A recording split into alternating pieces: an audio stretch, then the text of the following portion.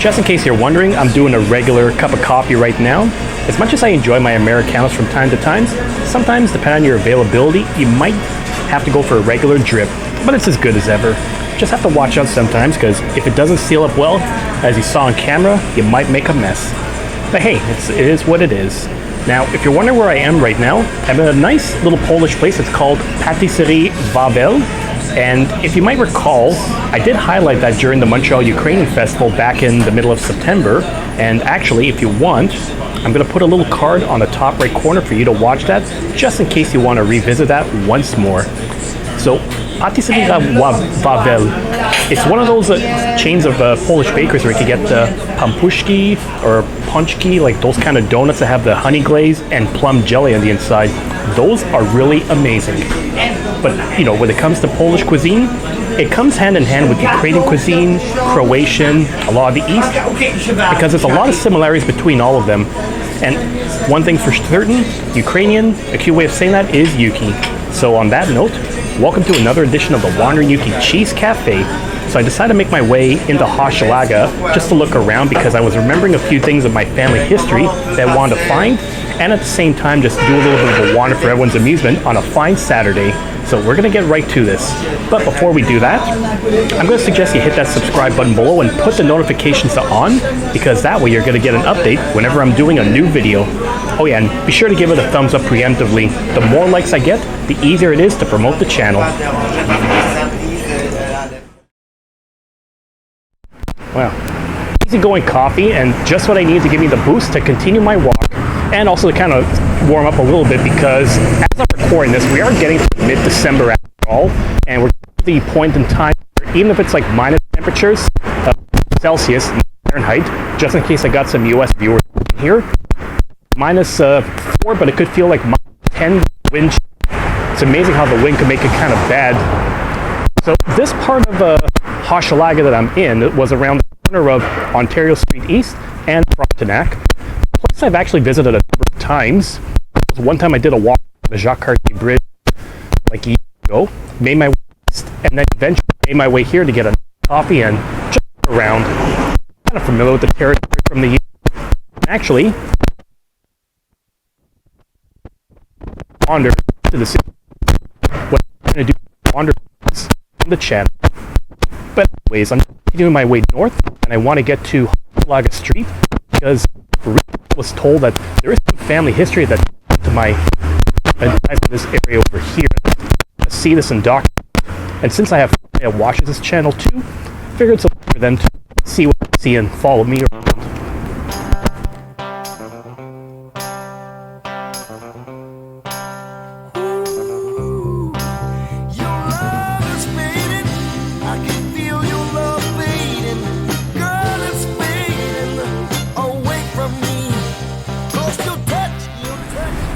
Place here that's called Église de Dieu Mission Apostolique, so the Apostle Mission of God Church, I guess.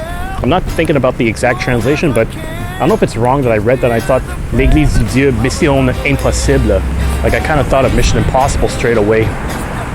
Yep, I'm gonna get stoned.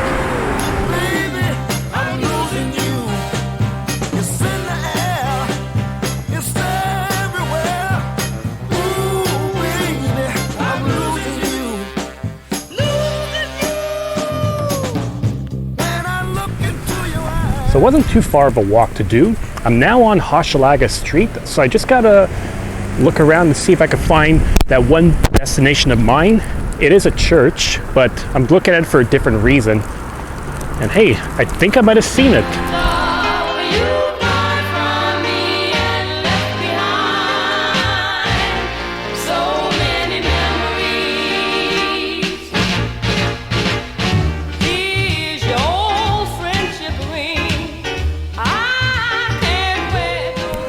Oh, sorry, I kind of got lost in thought over here. So my aunt has been really trying to look up the family history, because for obvious reason, it seemed like there's a lot of gaps in the story of our grandmother, who grew up in Poland but had been a survivor of World War II, and she's been trying to piece together a few things. So interestingly enough, I joked a while back that it seemed like that my roots were set up in the Plateau, since that's about around where both my parents maybe not my parents, but my grandmother on my mom's side of the family, and where my dad was born, like close to the Plateau. But it seemed like it was also based around Hochelaga, because apparently this is the church where my grandmother got married, which I didn't realize. It's Our Lady of Czestochowa, some kind of a Polish church. Interesting. And I passed by here on a walk a while back. I had no idea that I was kind of subconsciously maybe looking around my family's area, or like there was some family ties. Nice. It's kind of fun to kind of retrace the steps and retrace the history. I'm gonna try to do a few more of these, maybe when the weather gets nicer.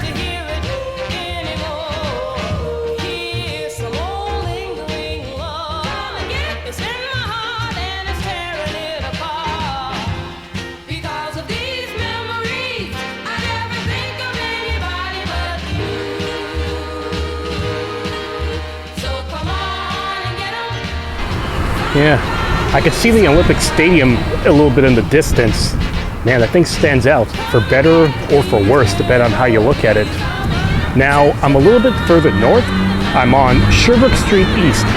So, if you were to combine the east and west side of Sherbrooke, that's probably one of the longest streets in Montreal, if not the longest. It extends to pretty much the end of the east end of the island, up until, I'm not sure what part of the west end, but I'm definitely gonna have to look into that one day. If I'm ever into it, maybe one of these days I'll do a little walk and then cover something about the walk along Sherbrooke. Because I've done that countless times whenever I was doing these kind of wanders before I was starting to document my walks. But I think my first step that I should do is find something to drink. I feel like I'm out. There's no way I can't draft myself. And no, I don't mean drafting myself in the army. I don't know how I could do that on the fly.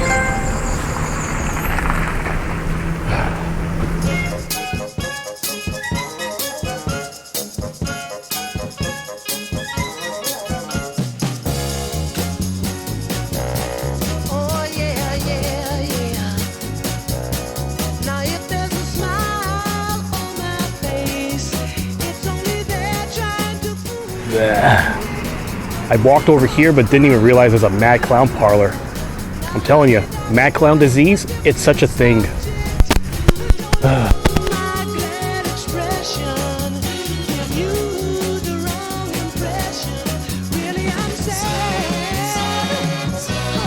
So there's a few recurring themes I'm finding is coming up on the channel again and again. Grilling some bavette, making some pizza, IPAs, a walk along Boulevard Saint-Laurent, Americanos, and any of my wanders always seems to take me back into Rosemont. So I am actually back around the Angus area of the Rosemont. I've showcased this before, and I'm going to put a link on the top right corner because almost a year ago I did record an episode where I walked by here for the first time, and then got to explore a little further when I went to La Baraque for a nice beef tartare. And I think I'm going to take an opportunity to kind of correct myself, because back in those episodes, I was under the assumption that this was just a train yard at the time when Canadian Pacific Railway had a bit more of a presence here, but it was pointed out to me that this is actually the Angus shop. So this would have been the spot where CP Rail would have been constructing and even repairing their cars. So it was actually a little bit more intense than I thought, not just for a yard. And once again, I do kind of like that when you look at these, the buildings are different, but the facades are the same, so you kind of get a sense of what it was like when this used to be a shop.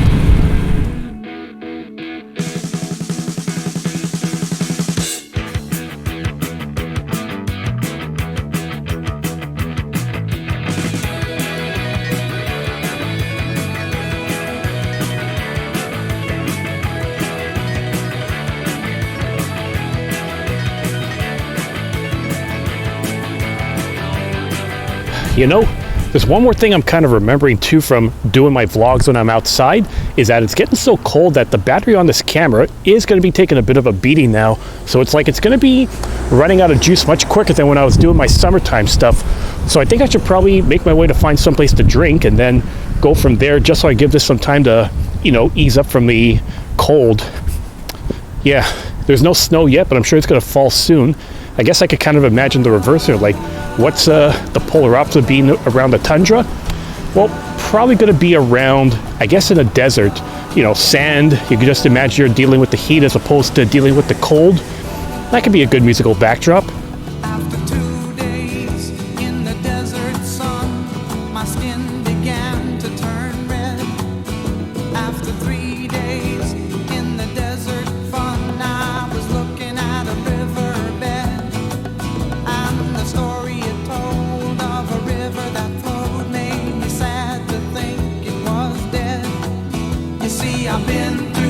desert on a horse with no name. It felt good to be out of the rain.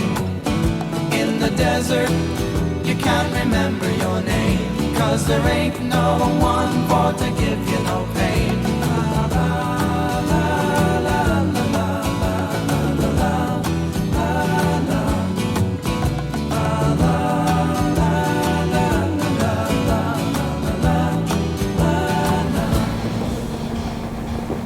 Very nice. So my original intention was to make another return trip to La Succursale, because if you've been following the channel enough, you know I've showcased it countless times. I almost forgot how many times I've been there, but last time I didn't document it, it was around Halloween when they had the Halloween party. It would have been kind of neat to capture one of the guys that looked like the Heath Ledger Joker, and if I kind of knew I was going to be heading there at the time, I could have been decked up in my own disguise, but considering it was the same week I recorded my Halloween episode, I didn't want to get all Halloweened out. Oh yeah, I remember that too. Always fun to look at.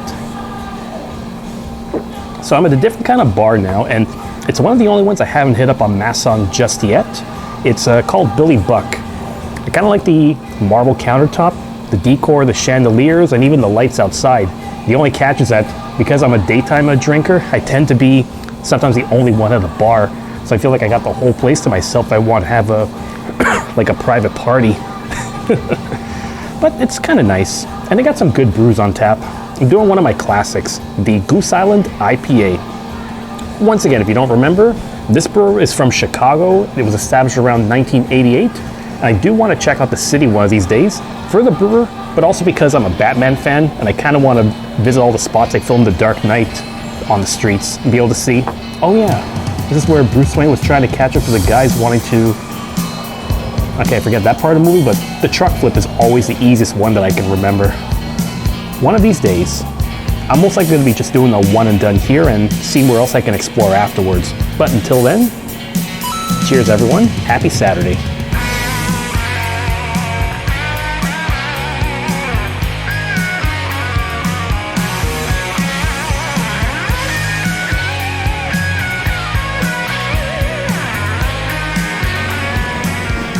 Vous l'avez pas vu encore?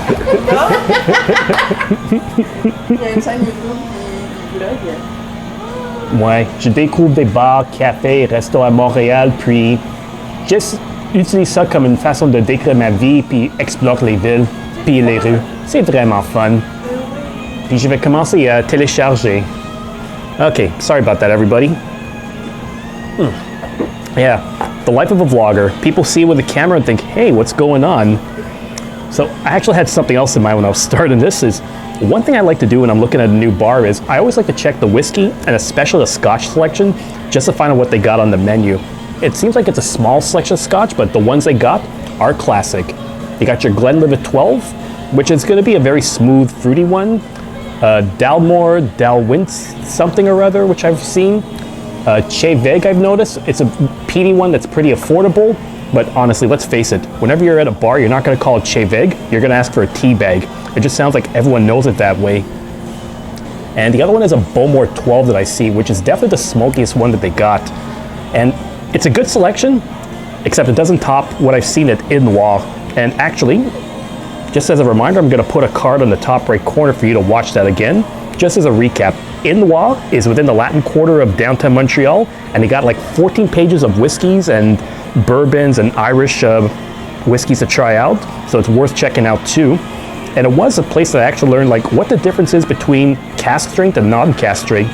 So I'm gonna explain that in 1 second. So whenever you look at a whiskey, you're gonna see that it's gonna give you an age like 10 years, 12 years, 14 years. And the reason for that is that you're gonna take your malt or your barley and you're gonna be fermenting it for several years in a barrel. And what that does is it helps to produce a bit more of a flavor. Almost like if you're cutting a pineapple, you kind of let it ripen in its own juices and then it adds more flavor to that. The catch though is that whenever it ferments more, you're gonna have a higher alcohol content. So what they would do though is that they would normally add a little bit of water just to get your percentage to about 40%.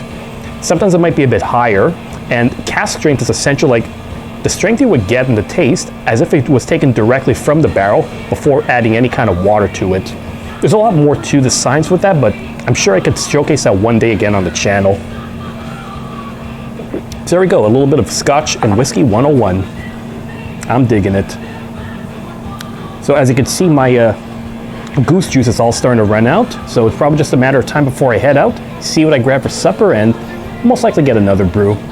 You know, it's Saturday night, how could you not have a beer?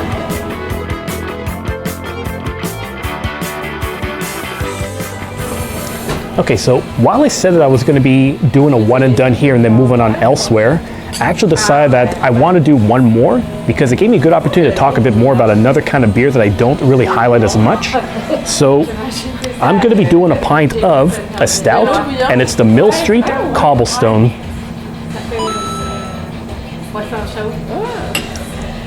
Stouts aren't really a beer that I do as often, but I do enjoy them from time to time. The only thing is that they could be a little bit heavy. Like, we're talking about, you do like 3 pints worth, it's like having a huge steak, so it's definitely something that you want to ration. And even then, sometimes the taste is not for everybody. Basically, when it comes to stouts, you're looking at maybe some dark barleys that they fermented with, or sometimes they're going to use oatmeal too, which gives it a heavier texture. And for some other kinds of stouts, they're going to be using coffee, maybe chocolate too for the flavor too, so it gives it a bit of a distinct flavor. That's not really for everybody, but I will say that Guinness is probably the easiest stout to drink. That one is a bit smoother texture, but it doesn't have the same flavor as all those other stouts. And a good stout is also pretty light. You don't have to have it too heavy, like a good 4 or 5% is perfect. Because there are some beers I've seen before that they have imperial stouts, which are going to be 8, 9, even 10% strength. So those you got to kind of watch out for. Those are like the one and done kind of deals. And it's actually a pretty good brewer too. Mill Street is one I kind of learned about when I first went to Thursday's Bar on Crescent Street around downtown Montreal. It's been closed since before the pandemic started, so not exactly one that I can visit anymore, but it was one of those lively kind of bars. They had Mill Street Organic Lager, which is a pretty good lager, 100th Meridian if you wanted like a pale ale, and even Cobblestone for a stout, so it was good. The only thing is that if you go there on a Thursday, Friday, even Saturday evening after a certain time, that's when you can get jam-packed. Like, we're talking like crowded, you can barely have a conversation because everyone's talking and the music is so loud.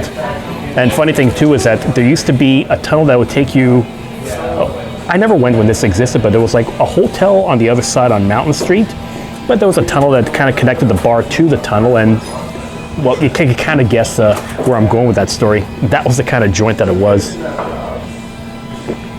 But when they had their sales and when they had some good beers, it was definitely worthwhile too.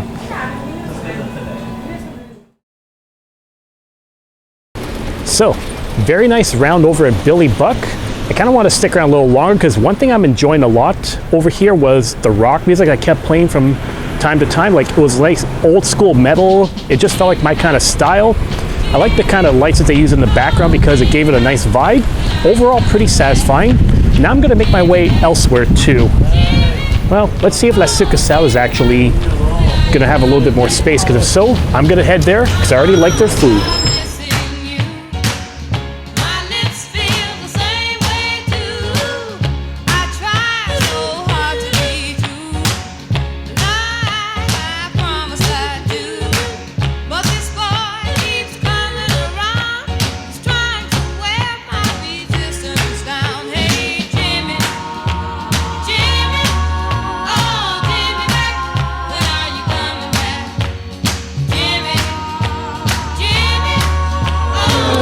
Okay, so lo and behold, I ended up over at La Succursale once again, because it actually emptied out a little bit more than I expected to after I was done over at Billy Buck, and I figured it would be a good place to go get some stuff to drink, like new stuff, and an easy supper for myself, nothing too fancy.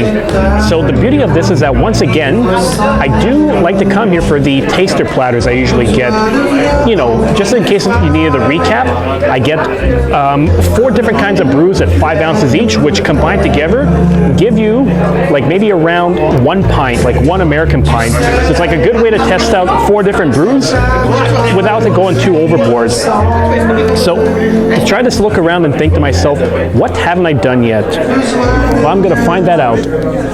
So the first one I got is something on the menu called Murmure. This one is, hang on. No, actually this is Moissonneuse Batteuse. This thing is like a grisette, so it's more like a saison, which I'm a huge fan of these days because they're kind of light and they have a really good flavor. And so, yep, very nice. The easiest comparison I could think about is that this kind of reminds me of, let's say a lot of the Unibrew brews. So that one says it's like beer on lees, so that kind of has a very consistent flavor all around. Then next what I have is something called Wanderlust. Yeah, for a guy that calls himself the Wandering Yuki, Wanderlust seems like an appropriate name for a beer. And this one is Dunkelweizen. So it's like a brown style white beer or wheat beer. So it means that it's going to be a little bit like, I would say like a Hoegaarden or maybe a Kronenberg or Belgian Moon, like some kind of a white, but it's a bit darker with the hops. Super nice. Yeah, I can kind of taste the white, but it definitely has a different flavor. And then the next one I got is something called a cold brew. It's about 5.9%. It's a brown ale. I don't have many brown ales in my time, but I sometimes enjoy them from time to time. Some of them might have a nutty flavor. This one I got because it's called cold brew, which is like brown ale with a taste of coffee in it. Yep. Oh yeah. So you could have your stouts that do have a bit of an espresso or coffee flavor. This one definitely has a coffee flavor, no doubt. And last but not least, I decided to go for a classic, the Angus IPA. I did pass by the Angus yard before, so it felt appropriate to get a taster of this.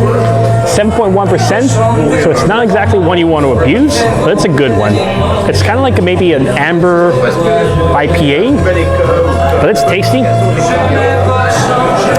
And I wanted to have that one before getting my supper. Supper's going to be something very easy too.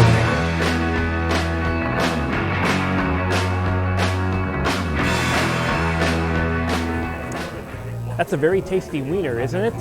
And no, that's not supposed to be a double entendre. It's just something I like to get whenever I'm over here.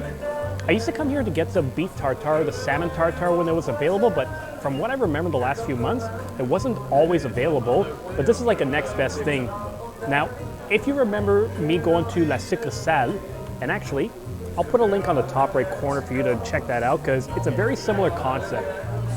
So a lot of these microbrewers, what they're gonna do is like paninis, hot dogs, or like jumbo hot dogs, served with some chips and sauerkraut or other vegetables. And it's a very simple meal you can get, but things that are satisfying without going overboard. So, it kind of looks like this. And take note, I'm holding it with my hand because my tripods aren't really working well with this camera now, so I might have to fix this up. But traditionally, when you go to these kind of bars, you're gonna get your sandwiches with a few chips and sometimes some other vegetables. You might get it with a few olives, maybe some pickles, but in this case, what they would actually do is you would get it with some sauerkraut on the side. And this is actually one of the only times I've seen it served in a glass jar and heated up too, so it gives it a very nice distinct touch. The hot dog here is pretty awesome because it's a kind of Dijonaise, a mix of Dijon mustard and mayonnaise. But what they're actually going to do is they're going to make it a maple flavored one, so it means it's like tangy but also sweet at the same time. Now, actually, I'm going to wait because I don't want to make a fool of myself. I definitely love this stuff, and I love coming here too. Big reason for that is that unlike a lot of microbrewers I've been to, I can't get the stock over here in any stores. So if I want to enjoy their brews, I got to come to this spot. Beautiful stuff. So, another fine night over at La Succursale. I've been here countless times, but it never hurts to highlight it once more because I love that spot. Good food, good drinks, and etc. there.